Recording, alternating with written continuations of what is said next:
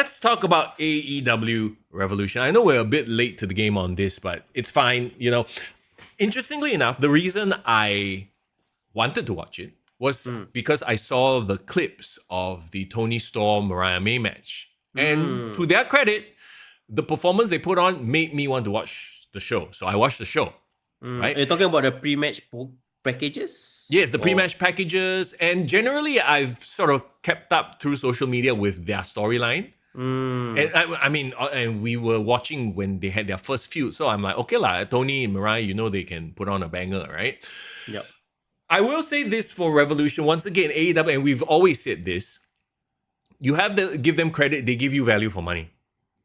Right? You pay however much you pay for the pay-per-view, you get a shit ton of matches. So if you divide it, dollar cost, whatever math you want to do, like, okay lah, you get a return.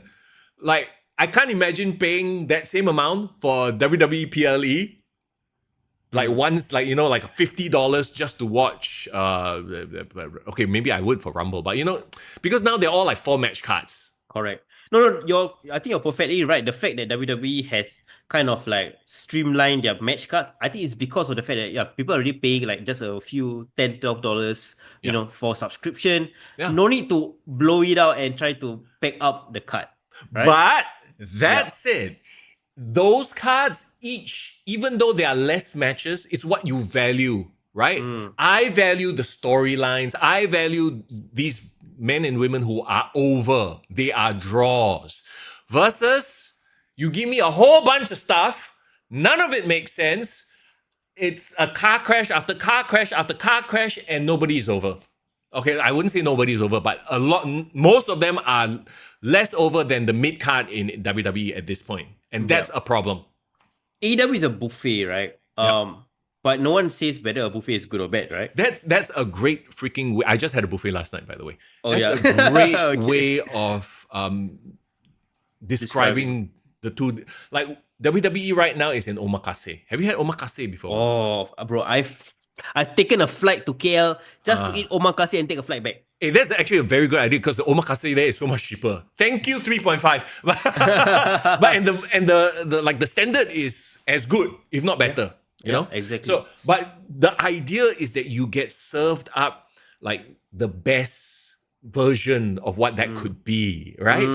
Versus you go to a buffet, you pay your $50 or whatever, you eat every damn thing under the sun, but after that you feel like, oh, too full already. Exactly. I literally did that last night. Like, everything I can have a bit of everything. So end up like none of it was special. Whereas the omakase is, oh my god, that second dish, wow, heaven, even though it was like this much. Yeah. You know what I mean? That's such a perfect metaphor for... Okay, can I be very, very honest? Sure. Right? Hashtag oh no. No, I'm be as honest as possible, right? I wouldn't say we are objective people. I mean, we all have our biases. We all have our preferences when it comes to watching wrestling. I watch wrestling for the hype, for the story, but I also enjoy good matches, right? So when, we have some of our listeners like Gaddafi who actually watched it there. So when I was like, oh, okay, there's people watching it there. It's actually at the crypto arena, is Staples Center, a proper arena. Yeah. They sold it out. They packed it out. It looked great. They packed it out. So I'm like, okay, they're going to give a lot of good stuff, right? So, okay, fine. I'll drop at $34 Sing dollars, buy off that one-off pay-per-view and watched it, right? And as I watched it, I was like, yeah, okay. Watched it once through, done. Never revisited it again until now we're talking about it. Yeah. So, what that says to me is, like, sometimes if you watch wrestling, right, even you watch a full show, you somehow go back and revisit the social media clips. Yeah. You will go look at YouTube, see the highlights, just to kind of like relive the moment, right? Same as like if you watch a football game live, then you still want to watch the highlight packages, right? Yeah. The thing about watching AEW, as you're watching it, you are like, you know what? I don't have to watch it ever again. Like, it's there, you enjoy it. It's a very full-blown experience. Yep. But it's almost like overstimulation. Yep. It's disposable. None of it matters. It's exactly the analogy we just used. Buffet versus omakase or high-end menu, right? No, that's exactly it. And it's funny you say that because the past 3 WWE pay-per-views, I've actually watched it immediately after At least once through. Yeah, like almost like on the day itself. Because they've all given us a moment, maybe a few moments of like, shit, I need to revisit that. Obviously, the John Cena one is How many a times huge you moment. rewatch the John Yeah. Cena one, right? Not just rewatching the thing on Netflix, I rewatched it on social media, like countless number. I've watched reactions to it. Those are moments. Yeah. And you watch the backstage vlogs of it. You watch Yes, all yes. the YouTubers reacting to the moment. See, that's the power of a well-booked, well-crafted story. And right now, and oh boy, here we go. So when I watch AEW, it gives me a feeling of a company that you have a lot of talent, for sure. There's no doubting this, right? Yeah. But everyone is just trying to have their own outstanding match, steal the show, as it were. And there is no overriding force where, all right, this is the product we want to put out. No, everyone's just doing their own goddamn thing, right? To a point where it becomes so hard to just watch through in one setting and you're not elevating the business. WWE, everything is done to elevate the business. And once the business is elevated, everybody else is elevated as a result of it. Freaking Chad Gable is over because everyone is following the vision. Right? Yep. Whereas on AEW, everyone is out there doing their own thing for themselves. Maybe some are doing it for their friends, whatever. And that's why, as a whole, the company hasn't grown. In fact, it's gone downwards in terms of viewership. Because, it's a team versus a group of hype. Okay, let me give you a football example. I'm sure you can come up with a team. Think of a team where they have a lot of high-priced superstars, but they can't win championship. Man United right now. Okay, there you go. Very easy. Very easy. Yeah. Or there was one year at Chelsea. I remember, wow, they bought this guy, that guy, Crespo, Veron, or whatever shit. Yeah, I remember. And then they can't win. You're exactly right. And I think somebody needs to learn how to play GM mode because if you know how to book the perfect curve, it's so easy to watch. You can enjoy the show. Yes. But if everything is just like table match, casket match, ambulance match, even I don't want to watch it. You know what I mean? Like, and I'm not saying every match needs to have a stinker or like something to bring it down. No, see, that's the thing. Nobody ever wants to have a stinker. It's just sometimes it happens. No, to me, it's the elevation of the violence and the usage of stuff throughout the event. That's the issue. Okay. Let's go through match by match, shall we? That was just the preamble, guys. You know where this is going already. No, let's talk about it very briefly for each match. Hangman versus MJF, and again, MJF is a smart man. He knows that the rest of the card is going to be just a bloodbath. So I do the first match, I go home. You notice every time he's not involved in the main event, he will be in the first match. See, he want to go home. Yeah, we don't even have to talk about the pre-show. Let's just ignore all of that. But the first match, I think, sets a good... Actually, right, if the match started with Hangman and MJF and then it built from there, I thought it would be like a very good way to build the card, right? What do you think about Hangman's position right now on the card? How he's being perceived in AEW? Right now, they're trying to make him sound like he's like the babyface here. It makes no sense, right? He's gone from the cowboy, the drunk morose cowboy, to then arsonist, and now he's the good guy again. And then they're trying to do this whole like, oh yeah, you cheer him, but you don't cheer me. MJF is going, but I'm like, nobody is cheering cowboy when, like, what are you even talking about? And MJF looks like he's in great shape. But I'm starting to believe that once you've seen one or two MJF promos, you've seen them all. Or once you've seen one of his matches, you've seen them all. There's nothing different from... And I've stopped watching for... How many months has it been? I stopped last year, so it's... what is it? 3 months? 3 months? I feel like nothing about these two characters has changed. The MJF bloom has gone off the roads, unfortunately. It's a mix. It's a mixture of bad booking. Not enough compelling opponents. I mean, for God's sake, they had one time they had a mini feud with Jeff Jarrett. Like what? And then what happened to that? Like Jeff Jarrett, they just dropped it. They just dropped it, and then he went on to have one off match with Dustin Rhodes, and then that's done, and then that's it. Bro, you're right, bro. Like once you've seen MJ has gone through the gauntlet. Like he has done the babyface run, he's done the heel dominant champion, he's done that blah blah blah. But there's one thing that irks me about MJF. he always likes to shout. Yeah. And he always like someone chocho him and he's like, you're the one, like then Yeah. he's like, oh, I control myself, like he he's still a child. He is. He He's is. the way he acts is still very childish, and I don't know whether he's playing into that part of his character as a young, but he doesn't come across like the cerebral, smart villain anymore. He's like the No. emotional villain. Which is fine for his character, I guess. But to your point of compelling opponents, I honestly feel like Adam Page is a charisma black hole at this point. Like, I see nothing interesting about him. Not his look, not his physique, not his promos, for damn sure. He's just like any other.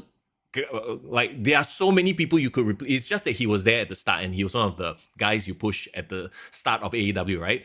Yeah. I could honestly swap him out with any of the other mid card guys because they do the same shit anyway. It's very interesting because now we're at a point in the timeline where we are 5 years, 6 years into AEW, right? And we saw a lot of those people start at the beginning showing a lot of promise. Promise, yes. But who has fulfilled that potential now, like 6 years in? I would dare say some reached it but couldn't sustain it. Yep. Some never reached it. Nope. And some got found out. Yeah. Yes. That's exactly it. Yeah. And this all goes to, once again, this all goes to the booking and the presentation. Because yes, you can be great at what you do, but if you are in a place where you don't get the support, you will A, lose heart, B, just get lost in the shuffle. You know? Actually, just to go back to an interview I heard with Chris Van Vliet. He was interviewing JD McDonough. And you remember that JD McDonough's spot where he jumped off the cage and he got RKO'd? Yep. Did you hear what he originally wanted to do? You want to do a moonsault, right? Moonsault, but he was told he cannot. Why? Because Charlotte Flair is doing a moonsault. So, I mean, that as an example is the perfect sort of like idea of, yes, they are working as a team there. Oh, one person's going to do this, everybody else don't bloody do the same thing. So it doesn't become a repetitive, redundant nonsense. And you know what's the not special. You know what's the wildest thing about that? What? Nobody remembers the Charlotte Flair moonsault. Oh yeah, everyone remembers the RKO. Yeah, right. Yeah. So like I would dare say he actually got a better end of the stick. You're right. People all respect each other's finisher. People protect each other's finisher. Or like, okay, one person doing blood on this card. Okay, the rest of you don't do blood, or at least do something else. You know? Yeah. They try to make it so that when you do it, it matters. Unfortunately, on this show, that's once again going back to everyone is just having their own little thing. Wasn't there a rumor that Tony Khan doesn't do production meetings? I mean, it's very obvious. It's so obvious. Everyone just okay lah, whatever. You know, leaning into their worst tendencies. I saw the media call where he tried to correct that rumor, saying that he does meet with people. But I wanted to focus on the fact that while we are bringing up, I think, valid points about like overstimulation, right? I thought this match was a good match with all that.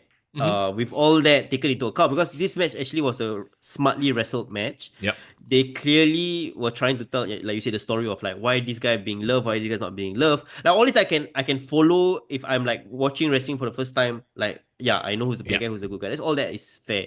I wish they kept to this tempo and then built up gradually, as opposed to taking it from zero. Then suddenly the next few matches 100. You know? Wow. Again, my GM mode. You need to learn from that. Let's talk about Mercedes Moné versus Momo Watanabe. Let's not talk about this match. Let's keep to the next match. Why? So has Moné gotten into any compelling storyline since we last watched? Because she looks like she's still doing the same thing. She's hoarding all the belts, a bunch of belts, and she's wrestling a bunch of visitors. The last match that I cared about was her Britt Baker match, and that was like August last year.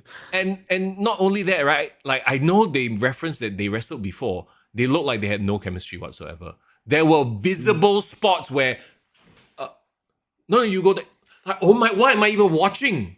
Momo got injured, right, in this match? Is it? I don't know. I saw that. I think the match kind of like finished very prematurely. There was some tweak of a knee, but to me, that is it's not even that point, right? The point was like I do not know anything about Momo. Yeah. And if she does have a history, I watched from the pre-show, by the way. So like, the package didn't present Momo as somebody very compelling for her to fight.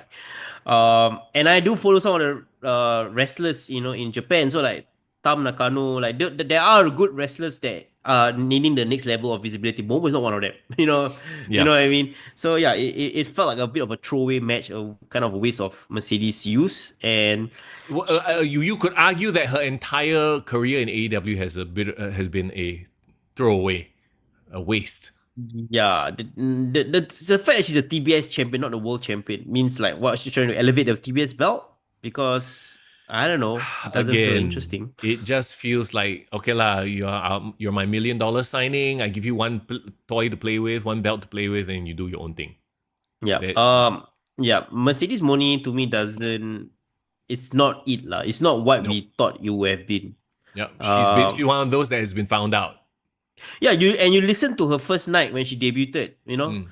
I forgot what's the big business AEW big business. They remember her pop was insane, and I was like, Yeah, whoa, okay. Sasha Banks is here. Let's see what yeah. she can do, and she has not done much. Same as She. Soraya, by the way. Mm-hmm. Uh, Ruby Soho. Oh my god, yeah, another one. Let's move on then. A match to determine the number one contender. Swerve versus Ricochet. Aha! Why You game? know, uh, Why you know is what? Ricochet being part of a number one contender match? What has she done to deserve it? Exactly. So that was my big question. Like, has he done some stuff recently that warrants him? So whatever, I'll just give him that, right? I Mm. don't hate his heel turn. Like, he's actually starting to quote Get unquote proper win, hit. yeah, win me over as a heel, right? Okay. But it's very hard for him because he's still doing his flippy stuff, which is very pop inducing, and that's not what you want for a heel, you know? Yeah. I like his sliminess, his kind of Yeah, disingenuousness. yeah. And he is a good fall for So Swerve, right? yeah, I think and the yeah, history they're trying to say with the Prince Nana and the code and all that. Yeah, those and are they are really good, like for each other in terms of a wrestling synergy. I feel yeah. they Agreed. fit each other's styles. I did not understand where they were going with Prince Nana's code thing. Where okay, I understand that Ricochet stole the code, right? And it Yeah. means something to Prince Nana. I get that. But then Yeah. halfway through, Prince Nana got angry with Strickland. Get my code, get my, and he storms. I'm like, what the fuck is going on? Yeah. Why why they teasing dissension between Nana and Swerve and it went nowhere?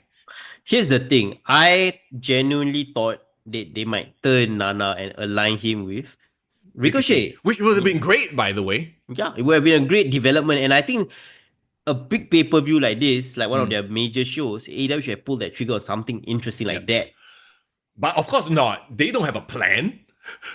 What do you talk as if they have a plan like that? Oh no, this was just basically done, and it's quite obvious. Right? This was just basically done so we could have Swerve as the number one contender. That's it. That's all it is. Yeah, which is fine. Like you want Swerve to go back to the main title picture, that's fine. But what is the development for Ricochet? Because from after Ricochet lost, like okay, Oh, is she gonna slide down the card, not do anything anymore? aha! I But don't. I get. but you see, that's the AEW way. So I'm not surprised if that's exactly what's going to happen. To think that they would have a long-term plan is actually more surprising to me. So I'm not surprised that this happened. Yeah, watch as Ricochet falls down to obscurity after this. Aha! Okay. Oh god. Oh god. Talking about Mm. okay, Okada versus Brody King. Brody King for the Continental Championship. Again, Bro. these Bro. titles don't mean anything. Okada has it just to make himself look good. But Okay. Our listeners, those people who watch Japanese wrestling, those people who remember when Okada was doing all these banger matches with Kenny yeah, Omega, not even the matches, his presentation in New Japan. yeah, yeah, He was their main guy, their ace, their yeah, top star, the way he dressed, everything about his aura, there was aura there in yeah. Japan. Once again, presentation and promo, or Correct. just placement on the card. Here he is in the middle of this absolute car crash, and you know what, Brody King, I can buy him as a threat, as a legit like mid carder, upper mid card guy. Yep. Yep. But he has He, to come in here and sell for some of the shittiest offense I've seen. Somebody said, or was it Cornet? Maybe I was listening to Cornet. He's saying Uh, that Okada comes across as very lackadaisical in AEW. Like he, he he come like he just clocking in for the yeah, money and like not collect doing. collect paycheck only. Yeah, like Yeah. that. Again, Well, because yeah. there is no leadership. There is no proper, all right, this is our goal, Okada, this is the role you're playing. No, it's just, I'm paying you money, you just do whatever you do. When Okay, I don't fault them for getting the bag. It's a livelihood. They need to make money, and you got this Mark who's just throwing money at people. Of course, they say yes. What? Yeah, of course. But where's the fighting spirit, right? Where is the This one is the fighting spirit. you know what, Tony Khan, I need a job right now. Hire me, bro. Sell Hire out, huh? me. Hey, you sold out, and you get the you sold out chance. No, the thing about this match is it's a great match, right? But you know what? Why can't this just main Did, event a did, Dynamite? yeah, it could, but hang on. Did you just say it's a great match? No, okay. Can I preface this by saying I thought it was a great match from Brody King's point of view. Oh, okay, yeah, Because I thought Brody King was highlighted well, and I don't know whether it's Okada helping him do it because I don't think Okada did. But I Maybe thought Okada was so bad in the match, it made Brody King look like a star from that perspective. Because I don't Okada know. looked like he's moving in water. Like there's some lag going on, and he like what the hell? And I just thought Okada and Brody King looked like the biggest star in this match. yeah, Looked like the guy that should be the main event. yeah. And I think that gave this match gave the platform for Brody King to shine. That's why I Yes. say it was a great match. So Nothing to do with what Okada did, no, unfortunately. it's happened before in WWE. I remember like sometimes they would bring in like a Japanese star. And then the commentators would like hype and talk this guy up, like, oh, he's a legend, blah, blah, blah, blah, blah. And then the match itself would be shit. And then That's I it. come away from it going, who's this fella? Some jobber, you know? Yeah, yeah. If I were a new AEW fan, a wrestling fan, and I watched that match, I'd be like, yeah, who is that jobber? Yeah, yeah. Not realizing that he's this legendary figure in Japanese wrestling. It's sad. Correct. It's so sad. The story that's being told, or the lack of story that's not being communicated to the audience about Okada.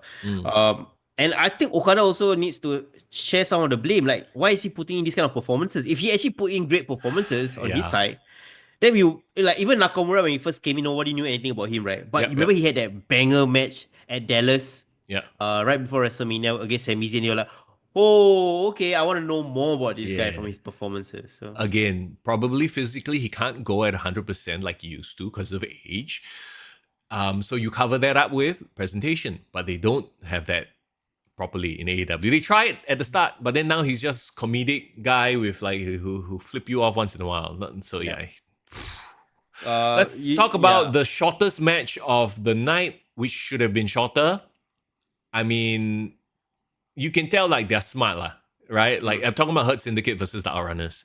Like MVP, they were probably like, yeah, this should not be a long match because we should be absolutely flatlining the Outrunners. Yeah, they gave Outrunners too much offense, in my opinion. But of course, I get it. They're trying to build up the tag team division. It can't just be Hurt Syndicate destroying everyone. But I kind of feel like they need to, just for now. Yes, they do. And here's the thing: the bloom is already off the rose. For me, now they're just random tag team. Like, why is Bobby Lashley a tag team player? Even I'm at sorry. this stage, his career, right? Yeah, I'm sorry, but that makes no sense. Shelton should be tagging with Cedric Alexander or somebody else, and then Bobby should be the main guy. Why can't Bobby Lashley just kill and destroy Mox right now? Like, Yeah. why? Yeah. No, they are kept in it because everybody is siloed. You are in that department, I don't touch you. So Tony Khan's like, okay, here, have the tag team titles. Nah. Oh, it's so sad to see this. And I remember y'all on the Discord were talking up about the Outrunners. Oh, it's a cool throwback gimmick. No, bro. I watched, they look, you know what they remind me of when I watched What? them? What? The random like template characters in WWE 2K25.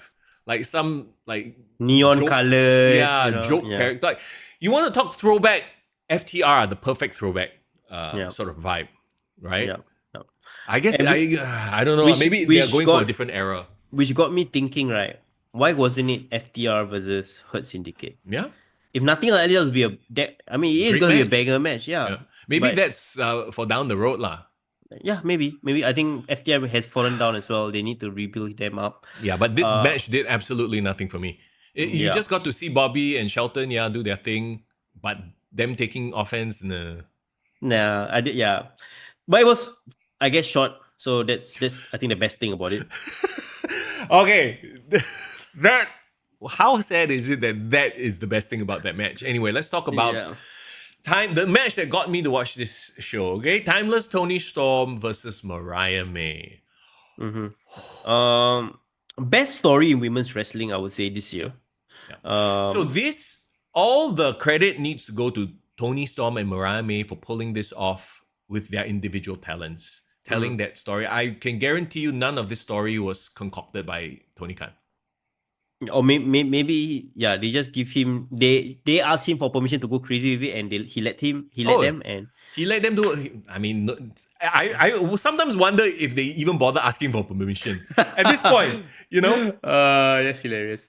Yeah, But so yeah, nah. this match started off like immediately like car crash right away. Can we talk about the entrances though very quickly? Like the Okay. Mariah May's unbridled Yeah. bride from hell like Yeah, look yeah, yeah. was I thought it damn was cool. hot. Yeah, it was damn hot by the way. Yeah. I was Uh, saying cool, but okay, yeah. I mean, cool and hot. I guess both expletives or Mm-hmm. superlatives were great. Yeah. They both started like a house on fire. Mm. Everyone knows the history that they had. Yep. I think after the all-in match from last year, they moved away from the feud again a bit, Yeah. and a weird way Mariah May got found out. Right, like Yeah. she Like didn't she have good no, opponents, she needed Tony Storm to make this work. and And yeah, that's why they revisited this. Um okay. I feel like this type of match is not the type of match that will get you new fans. I think mm, this is a very niche product. AEW is a very niche product right now. It was not something that's conducive to getting new fans, to becoming a global monolith like the WWE. But maybe that's not their goal, and that's fine, right? This is a very ECW match, obviously. yeah. Okay, if I'm a woman, right? Mm, Imagine myself as a woman and I want to watch wrestling and I'm like, you know what? I want to like, find out more about women's wrestling. Is there any yeah. cool celebrity? If I watch that, I'll be horrified. I'll be like, Yes. why are these women doing this to each other? You Yeah. know what I mean? Like if you watch a Bianca Belair and Rhea Ripley, you can be inspired by their athleticism, by Yeah. their physique, by their promos, the storylines, right? Even Liv and Dom, this sort of like drama, telenovela shit. It's interesting. You show them this, don't say women. Some men probably would be uncomfortable with this. Yeah. Yeah. And I guess they're trying to justify that by saying like their history, the storyline begets this kind of violence after what Mm, happened. They could have just used the shoe, and that's like the main story. Like yeah, they had some very cool callbacks throughout the feud, right? Which is yeah. cool. The champagne glass, using the shards of glass to me was Oh my god! So yeah, yeah. putting the fist, the tape.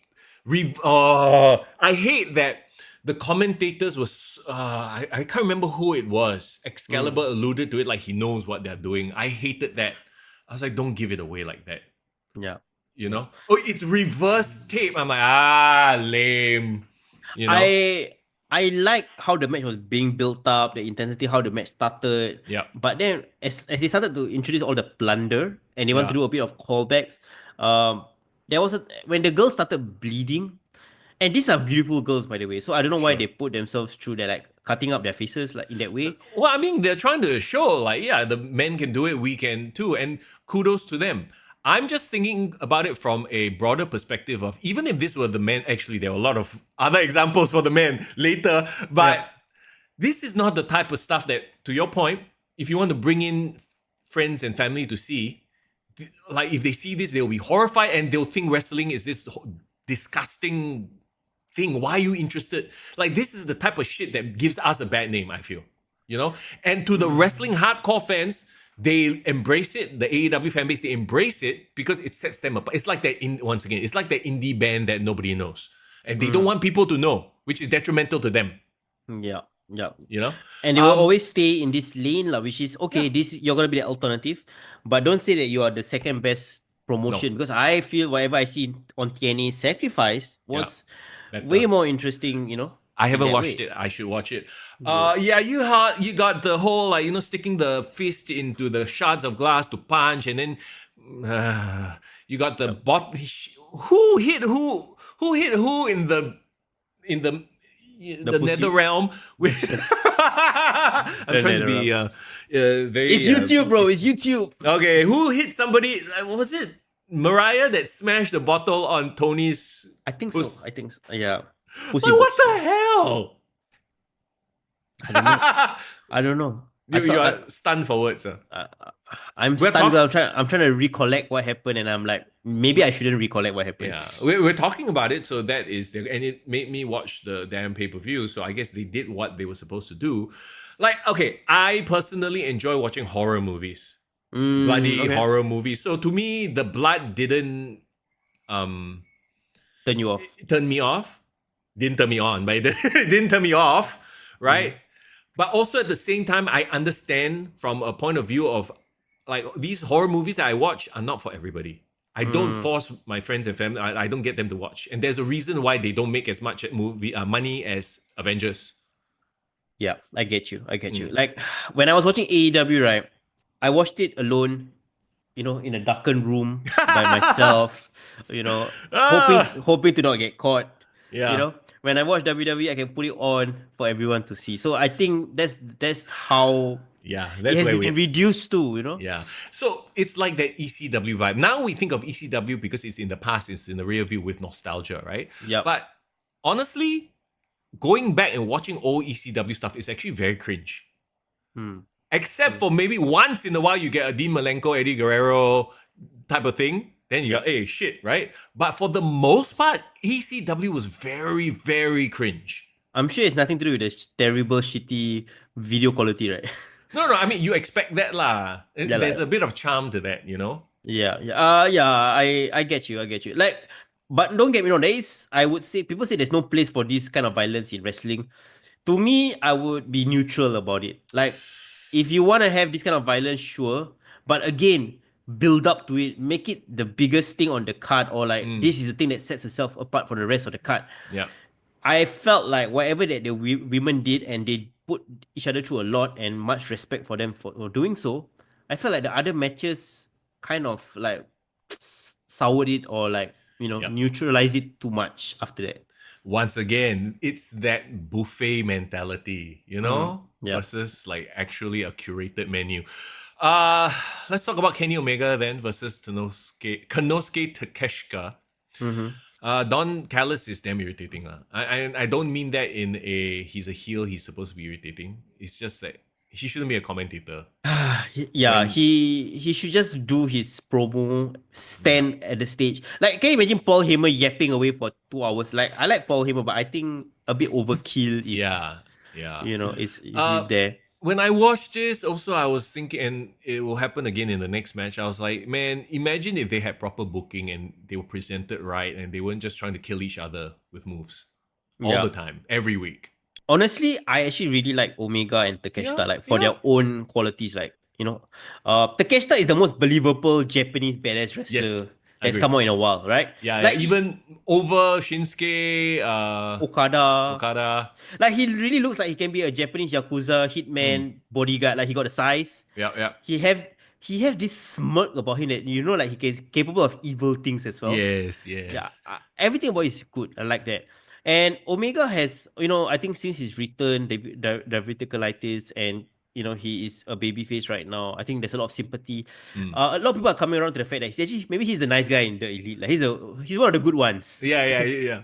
Yeah, so like we warm up to him. So like, there's all these ingredients to make this a compelling match Mm. itself.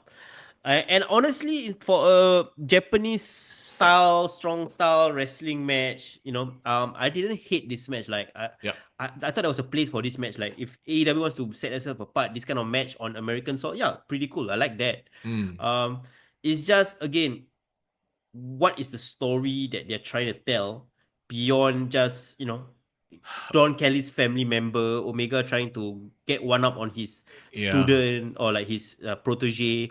Like, to me, they could have played that up a bit more in the context of the match, because I only Mm. heard that from the packages. But Yep. once they started wrestling, they're just doing all their high spots and sequences. Yep. Do you get what I mean? Yeah, no, I get exactly what you mean. Once again, it feels like we've seen this match over and over again, even though we probably haven't. A lot of what they do is tired because, again, they don't protect moves, right? They're like, you can just spam over and over, same shit. And then in various matches as well, you have people kicking out finishes left, right, and center. But when we talk about like spamming moves, I forgot to say. Remember when MJF did a tombstone on Hangman on the outside on the Oh, chair, on the chair. Yes. and What that the? was like a count out, and they still beat the count out. Yeah. No, and Hangman still won. Yeah, Hangman won the match. What the? Wild, right? Wow, that's mad lah. So once again, we have that. Way to shit on the Undertaker, by the way. Yeah. No, but it's just, you're shitting on the whole business by not selling it like that. Like, like, Yeah, okay. yeah. But yeah, It was a good match. I enjoyed this match. Yeah, at least the that Omega didn't do anything offensive. Yeah. Like the next match. Oh, not like the next matches. Wow. Oh, And maybe in Tony Khan's mind, this Kenny Omega is the down match between Mariah May and what's next. wow. Because he doesn't know what he's doing, clearly. Because next up we have Will Ospreay and Kyle Fletcher in a steel cage, and holy balls. So the first thought I had when this match came out, I was like, oh, they're still going at it. Because remember, that's like Since November. Yeah. They've been feuding for a while, yeah. So is Kyle more over than he started? Yes. Does it? Okay. Yes. Okay, to be honest, Kyle's transformation since he turned heel and feuded with Omega with Will Ospreay has been good for him. Like he has actually been elevated. He does look like a star now. I mean, the shift hit to me works for him, in my opinion. Okay. Yeah. And he does look like young Randy. Somebody said like he looks like young Randy Orton. I can't unsee that. Timu Randy. Yeah. He does have the presentation now.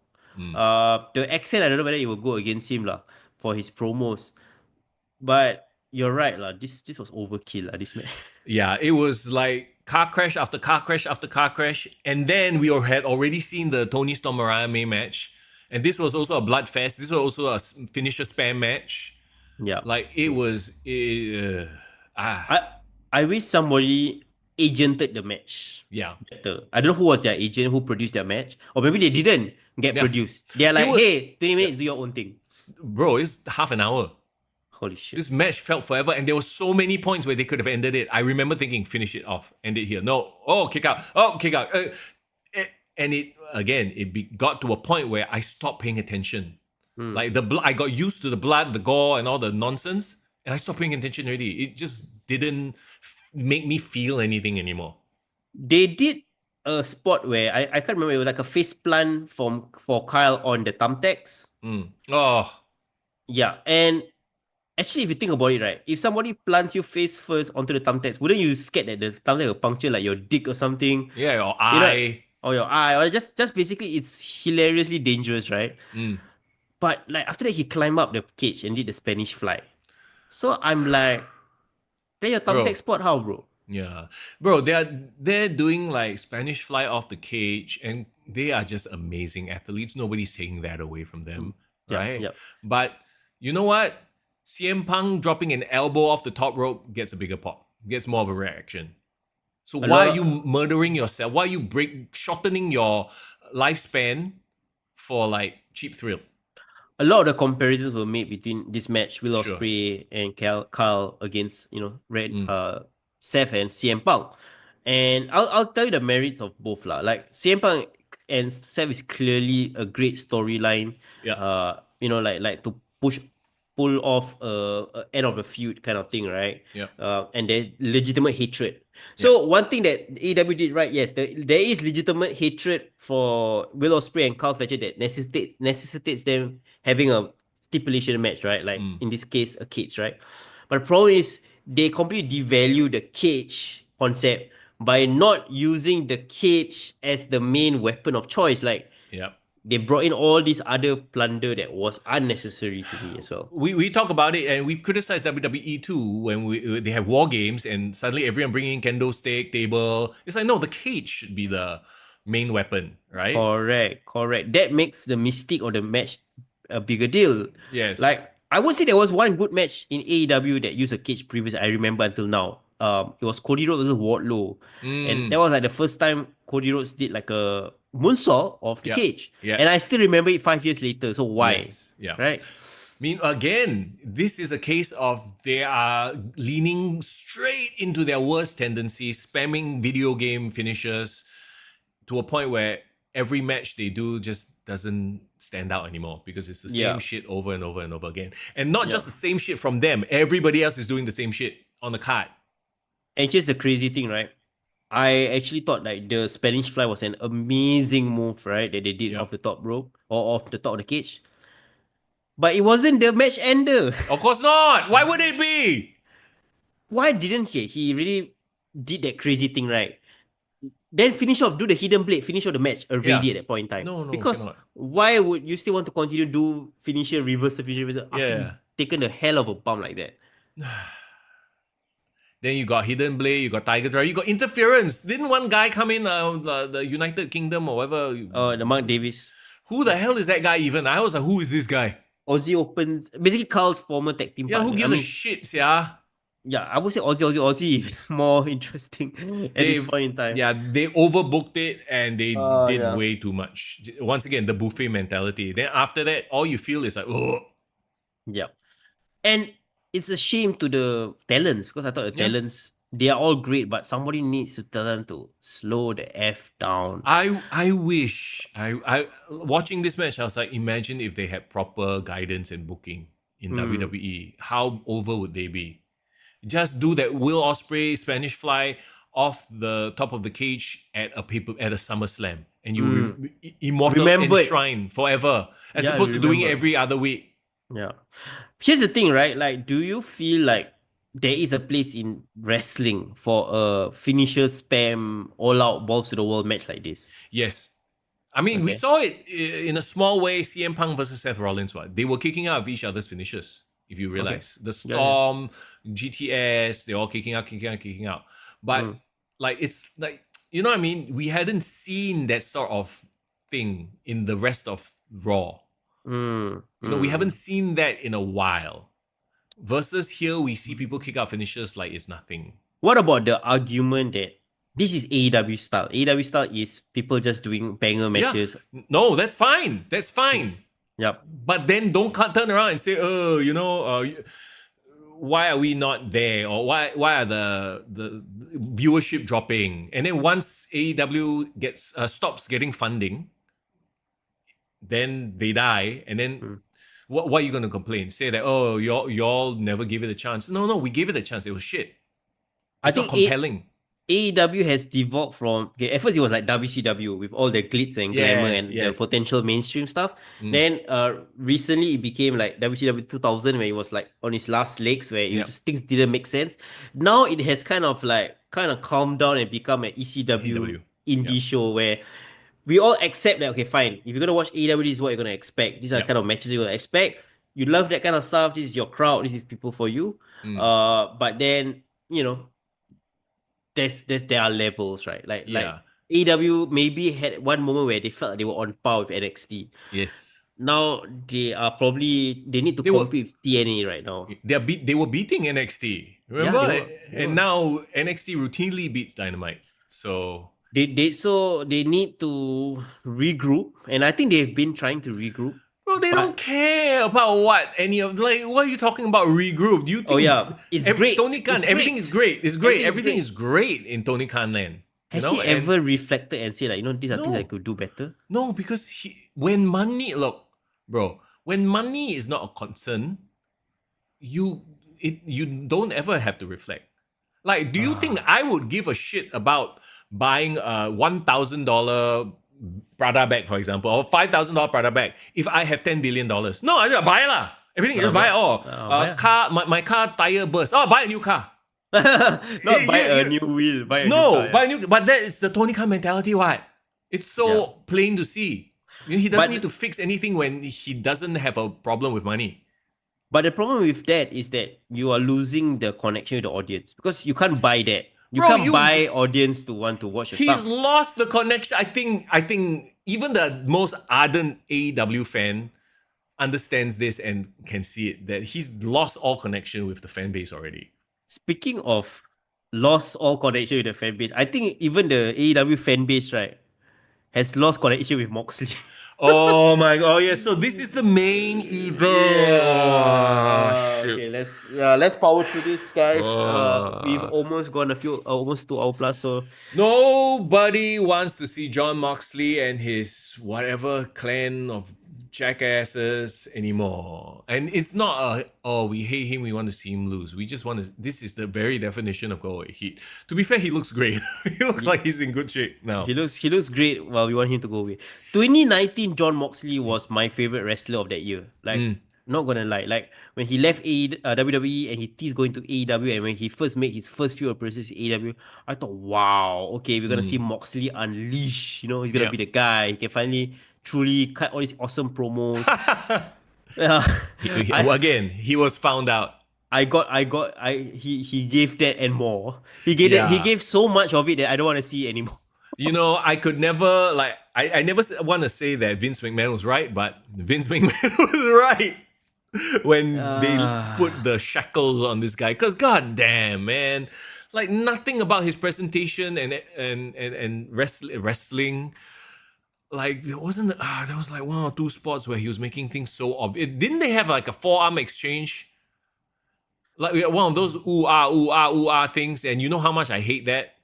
Yeah, yeah, And they and just went on forever with it. yeah, and the stink has gotten on Adam Copeland. I can't call Yes. him Cope. I'm so sorry. I can't call him Cope. It's a terrible name. Yes. And not only that, now the sting has extended to Christian Cage, who, I mean, holy shit. Can you imagine the very first Money in the Bank where Yep. John Cena, wasn't it John Cena, right? Then he cashed in on Edge, remember? No, it was No, Edge. it's the other who way cashed in on- around. yeah, the other way around. Can you imagine if Edge did that to John Cena and didn't win? No, instead, Edge, instead of cashing in after the match, cashes in halfway, not even when both guys are completely dead. No, Yep. he cash in, makes it a triple threat, and then loses. Why would they do Christian Cage so dirty like this? I have a feeling they never had any intention of getting Christian Cage to become a champion, which I get it. So it's like an Otis, it's like a Baron Corbin. Correct. Problem. They needed just a time, some way to get the contract off of him without him cashing it, which is whatever lah. But the point is, How dumb does he look? How fucking dumb does he look? he looks dumb is one thing.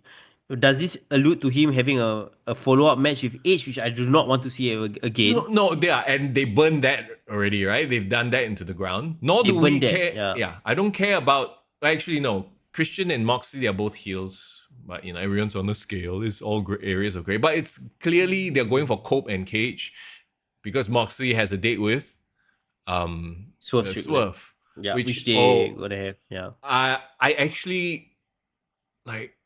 Can you imagine? Because Moxley is Mr. Hardcore guy, and then Swerve. You remember his matches with Hangman? Yep. I actually cringe at the thought of these two wrestling, and the shit that they'll drink each other's blood. God. Their worst tendencies will be revealed. Oh, good lord, man! I do not. I actually do not want to watch that match. It will be not because I'm creeped out by the blood, because again, I'm not. I watch a lot of horror movies. It's going to expose the business in such a horrendously insulting way. Yeah. Can we agree that the Death Riders is a complete fail? Oh, absolute 100% fail. And it's the main freaking championship. Yeah. It's the AEW championship. Which we have not seen since November, by the way. Yeah, because he's hiding it in their briefcase, right? Yeah. Okay. Do you want to see Swerve as champion again? I believe he's due. They botched the first championship run. However, I don't feel like they will do him justice. So I would rather him just go off and do his own thing.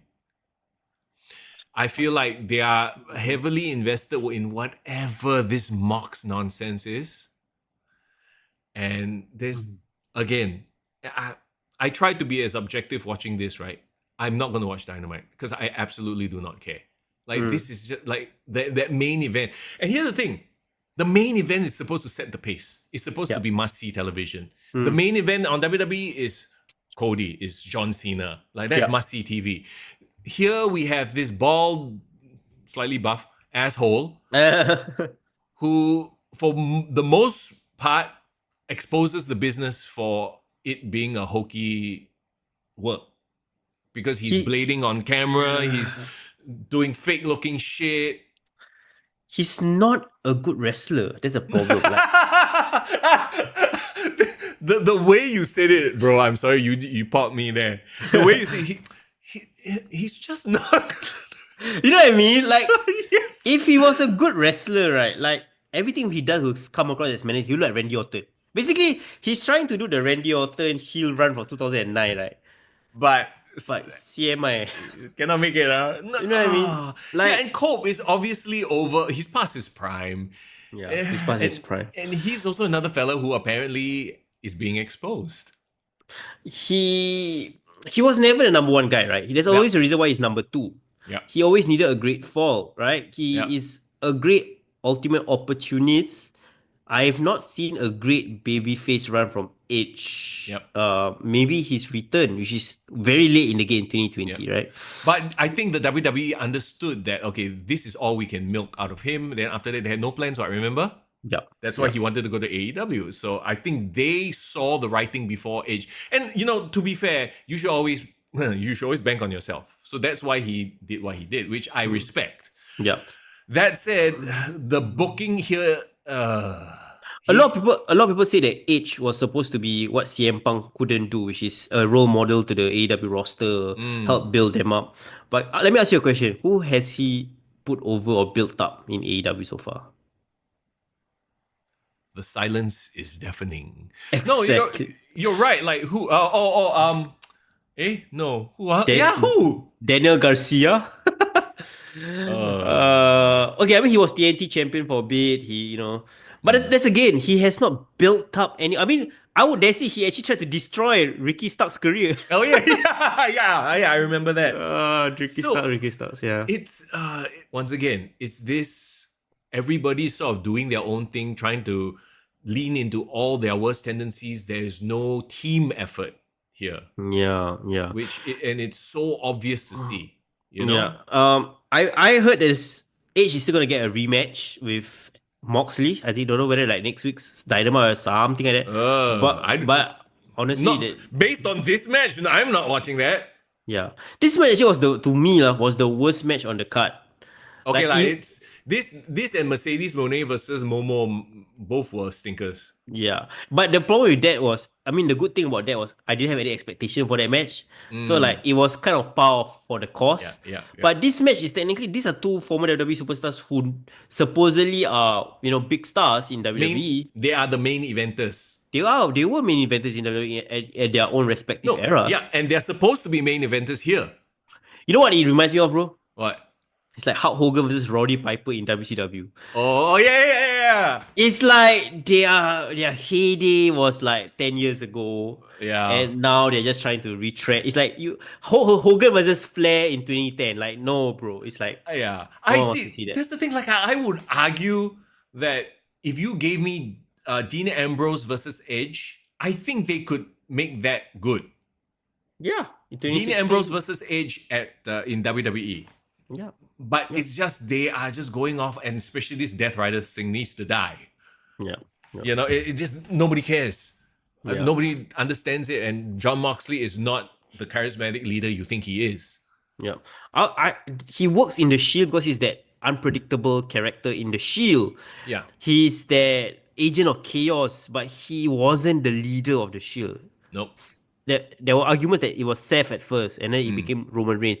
Dean was a good talker at first, but then after a while, like, he kind of faded to the background. I just feel that there are reasons why certain people are put in certain positions because that's where they are. There's nothing wrong for him to see, like, okay, I want to try to be a main event leader of a faction run.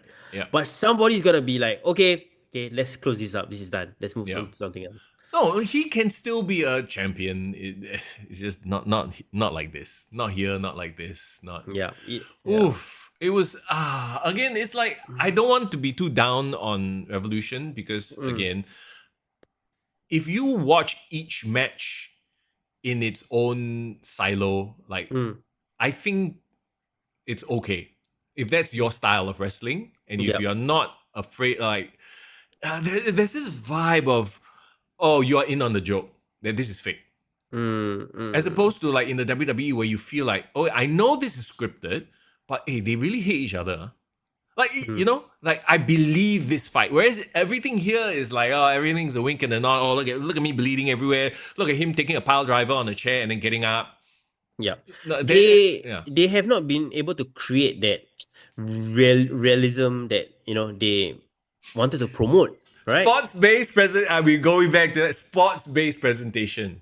I would say WWE is the sports-based presentation right now. 100%.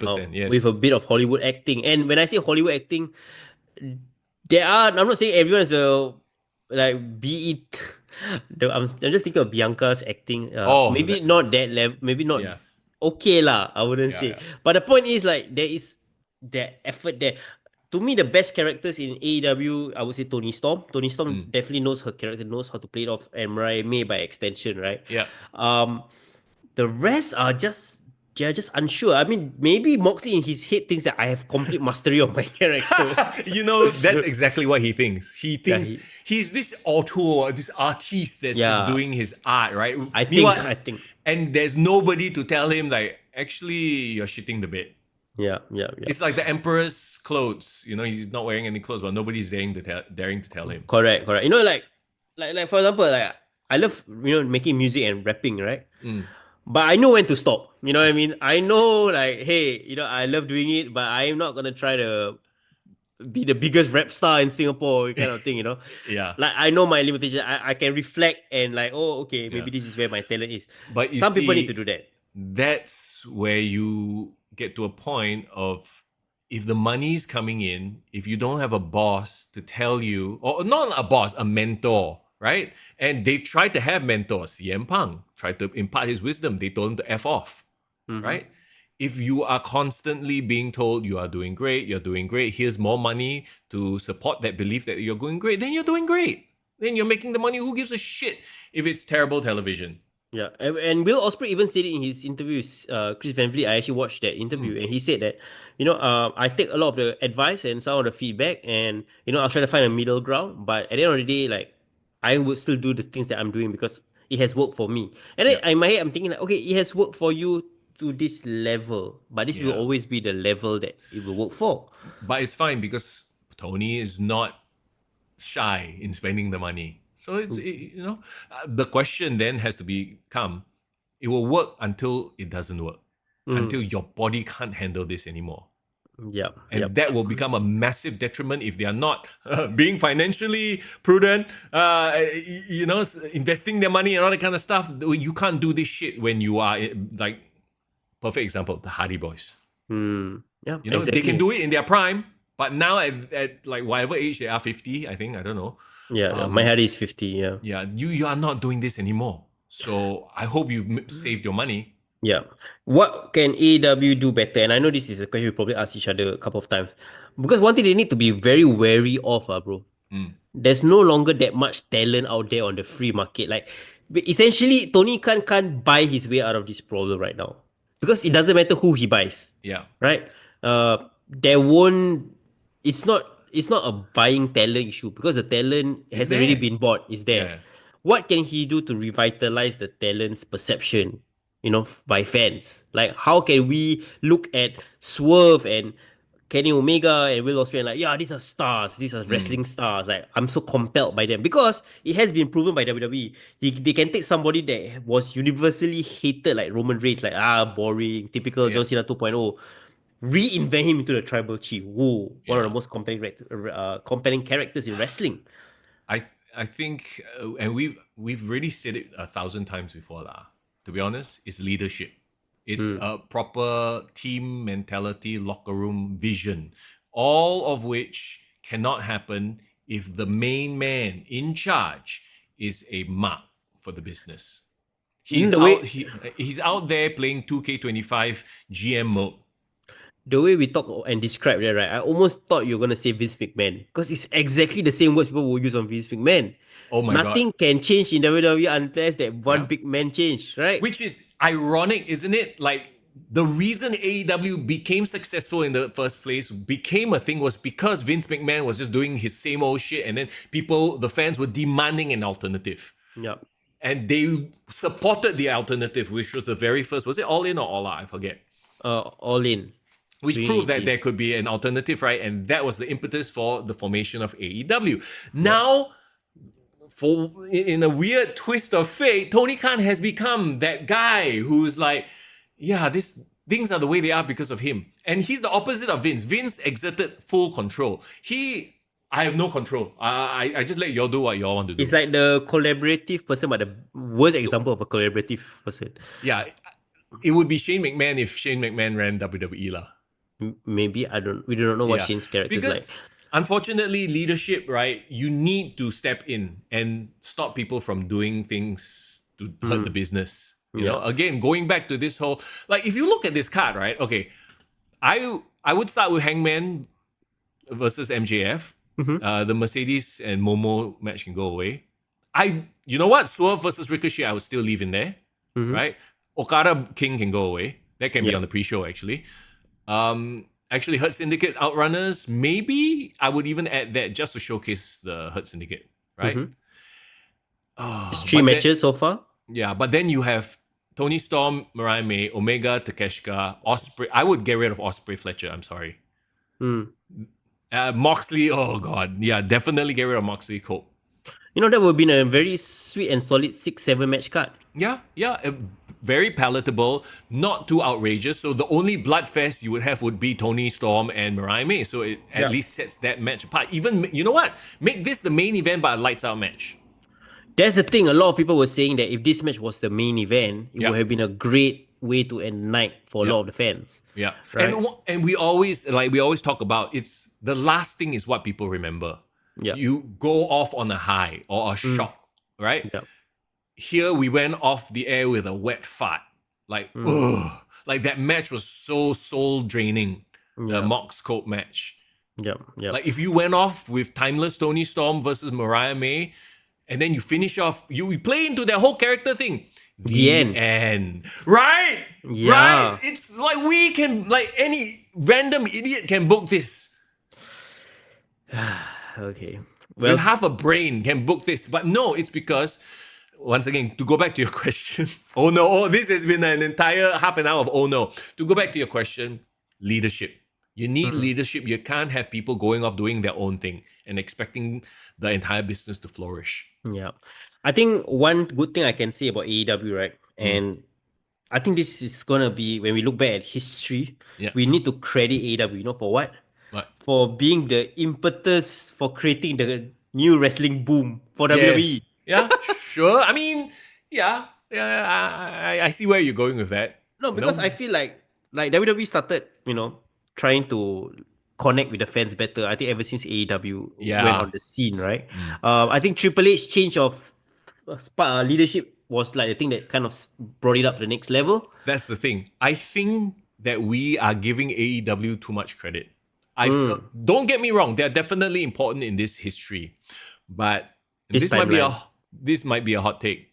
I think the Janelle Grant lawsuit is more of a catalyst, more of a canon event in what WWE is. Because if you think about it, right, if the Janelle Grant lawsuit didn't happen, Vince might still be walking around calling the shots, and then we will get sort of this muted down WWE. And they definitely wouldn't have, like, Vince was 100% against having logos on the match secret, blah, blah, blah. You think he will give a damn who ISHO Speed is? Or yeah, no, he wouldn't. You know? The reason that the WWE is popping off right now is you got influencers, you got celebrities, you got Travis, for better or for worse, Travis Scott. Yeah. You know, and all these things coming together in the perfect mix of sports entertainment, mainstream entertainment, streamers and YouTubers and influencers all getting involved. If Vince McMahon was there, it would not happen like that. Correct. So the reason for WWE's success, Vince McMahon getting the fuck out. So Janelle Grant is the canon event. Yes, more so than AEW, I feel. I saw this theory online, which I thought was very cool. Seth Rollins betraying the Shield was the anchor point of this timeline. Yes. You saw that? Yeah, I saw that. And it makes a lot of sense. Yeah, because everything that happened in this era, this generation, would not have been possible without the initial Shield betrayal. Yes. Yeah. Can you imagine if Ambrose like maybe did a couple of years in AEW and then finally came back to WWE. There Oh, could be so much history to pull from that, bro. yeah. There will be I so mean, much history. that's the beauty of it. And they like when they say that they have a timeline or a history, like a job, someone is actually doing the job of a historian at WWE, right? Yeah. To document all this. I believe it. I believe because they are so good when they do the presentations or like the promo packages and stuff like that, of pulling all this stuff that we may have forgotten. Not everyone has your memory, bro. But AEW, WWE, whoever, hire me, bro. yeah, Like, exactly. historian. Get my bro in there, man. He's the encyclopedic knowledge man. Yeah, but I'm not Tony Khan, don't worry. I won't try to run a wrestling company. But yeah, so again, to your point, they need to do that. And because we already talked about how at a price point, they can undercut, not say undercut, but they can be the alternative where, hey, it's too expensive to go to a WWE event, watch AEW, you know? Yeah. But then your product has to make sense, has So, to be compelling as well. so Mr. Young, if AEW does a show in Singapore, you will watch lah. Oh, of course. Oh, Of okay, course. okay. Yeah. Yeah, just to see. No, I mean, here's the thing. It's like, it's still wrestling, but it's okay. I hate to bring this example, but it's the same vibe when I go and watch an SPW match or a Grapple Max or indie wrestling match. Yep. I expect that this is indie wrestling. I expect that some roll eye stuff will happen. Yeah, so you temper your expectation of what you Yes. Yes. Yep. And with AEW, that's the way to look at it now. They are an Correct. indie promotion with a billionaire backing. That's all it is. Yep. And the cool thing is like you should have a free economy where you can have your experience at your price point, right? Yeah, that you yeah. can afford, right? Yeah. I think it's But- fair. But the problem with that is if WWE comes to town, I will ask my girlfriend, hey, you want to follow me and watch WWE? Yeah. AEW comes to town, I'll probably be like, Uh, let's watch with Mr. Young. Yeah, my boss." no, exactly. One is a Yeah. thing you are very proud to bring all your friends to. It'll probably be on TV, that kind of thing. Yeah. I think it's just, the people always. The funny thing is about tribalism when it comes to WWE and AEW, right? The people that are shouting about tribalism the most is AEW fans. I feel, because they want this to be, you want us to acknowledge your product, but your product is not watchable. And then they just, you don't get it. It's a very, I find it to be a very shallow mentality. Yeah. But what about the comments that, hey, if you don't like AEW, don't watch AEW, then just don't watch lah. Don't talk about us. There's also that argument as well, right? Okay, then don't even talk about anything more. So like life doesn't work that way, friend.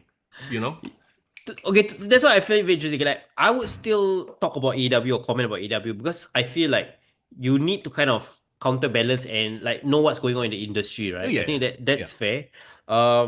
If we still don't like AEW, it's nothing to do with like, I would say bias is more of like our preference of wrestling style, right? Maybe we like story, we are grown up on WWE kind of storytelling. We appreciate that. But I can also appreciate if like there's things that's done well in another company. Sure. But we should also be brave. Shout that out. Yeah. Yeah, we should also be able to say if something is something that we don't like, it's not good, without it being such a controversial thing, right? Like, It's like people with blinders on who will only like a certain thing when someone tells them, but actually it can be better. Oh, no, it's perfect the way it is, right? yeah. Because And- God knows we've never criticized WWE. Oh yeah, I never talk shit about that. But like, that's why it always like amuses me when people are like, oh, Mr. Young is the AEW hater. I'm like, you forgot our first year of talking about AEW, is it? You must forgot go about back. the shit I talked about in Vince McMahon's WWE, is it? Guys, this podcast has been around for 8 years, bro. Going Yeah. on 8 seasons, so you all can go watch all our early Yeah. stuff when the AEW first started out, by the way. To be fair, a lot of it is hyperbole, because it's entertainment. It's at the end of the day, we are also entertainment.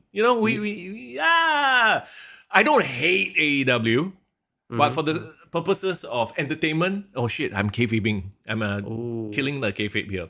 So are you doing the cornet model of talking shit about AEW for the no, views? no, I'm not. I'm just telling you what I feel about the product from what I see. And at the end of the day, right? Okay, so let me give you a movie example. Like, I'm sure there's a number of fans who enjoy the Suicide Squad, the first one, not the James Gunn one. Even though it was a dog shit movie. I right? can find value in the entertainment of it lah. Yeah lah. So that's like AEW lah. Like poor structure, the CGI cannot make it, but it's not it's not representative of this thing we love, which is pro wrestling. Pro wrestling in its best form is what we currently see in WWE, I would argue. Yeah. Right? You know that goosebumps you guys got when John Cena turned heel? That's why I'm so excited to be a wrestling fan. Yeah, that's why we love pro wrestling. That's the type of thing that, you can show your friends and they be like, oh shit. John Cena turned heel, holy crap. Yeah. Again, back to this, is like, I'm not going to be like, hey, look at this Tony Storm Mariah May. Look, she smashed the champagne bottle on her pussy. Like, Even that sentence itself is like, it's hard to say, right? Yeah, it's embarrassing in a weird way. It's embarrassing and it casts a negative light on this thing that we want to be more popular.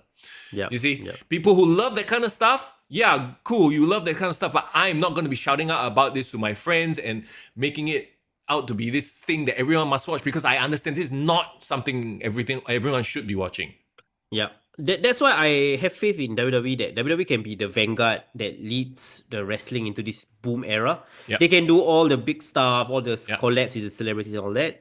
And AEW, I think, should kind of understand that their lane is more of, they focus more on the wrestling and they focus more on that style of wrestling, and let that be the case. I hate it when people say they focus more on the wrestling. They don't. They focus more on leaning into bullshit.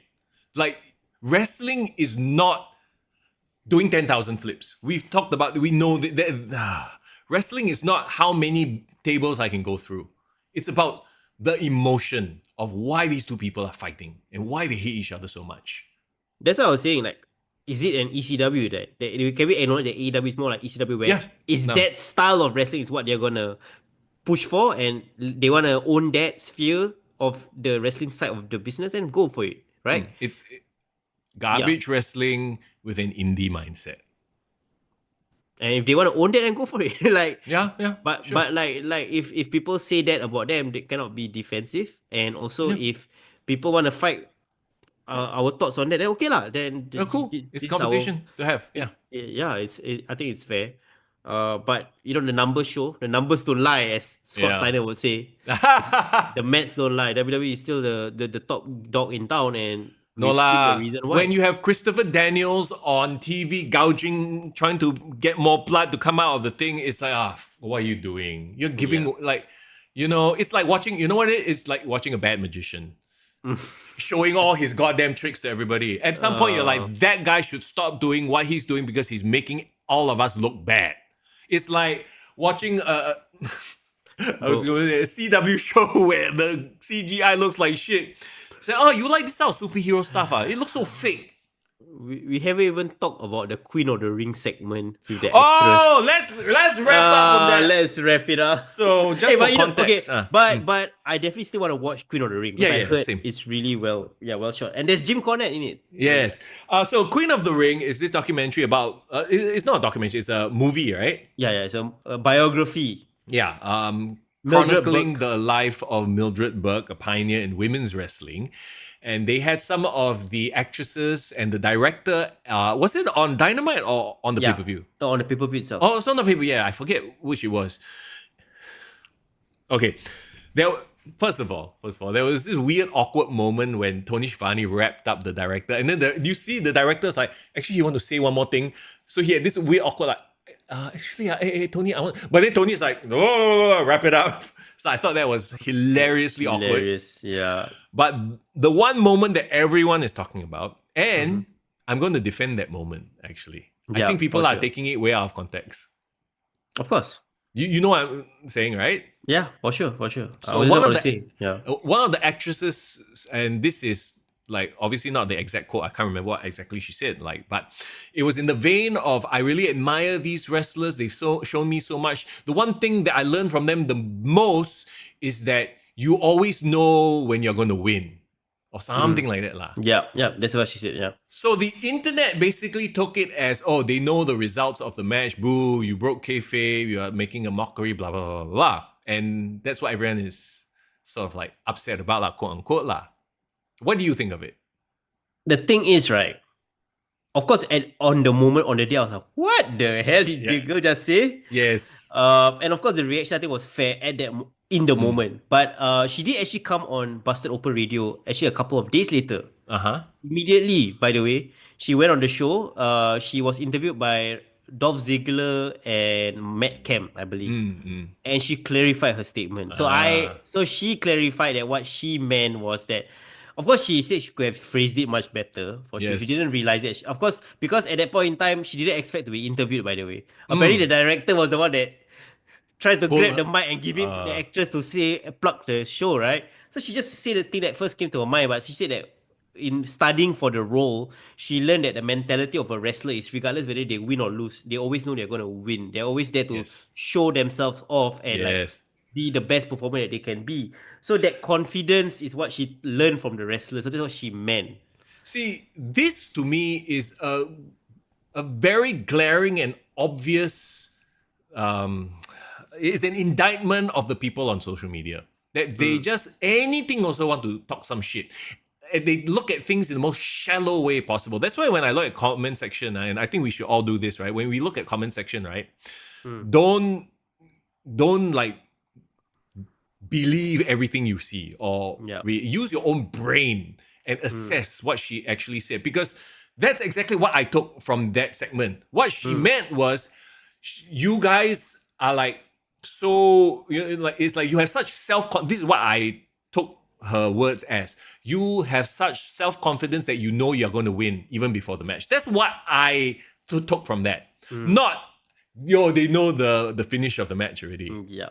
And why would she have the balls to say something like that in Exactly. a room full of wrestling fans and wrestlers? Like, Yeah. clearly she didn't think that came across as what she Yeah. thought in her mind, right? To me, if anybody thought that that was what she was saying, then you're just being childish. You're not. You need to take a step back and maybe think about things in a more analytical way, Yeah. as opposed to piling on in the comment section and trying to be cool.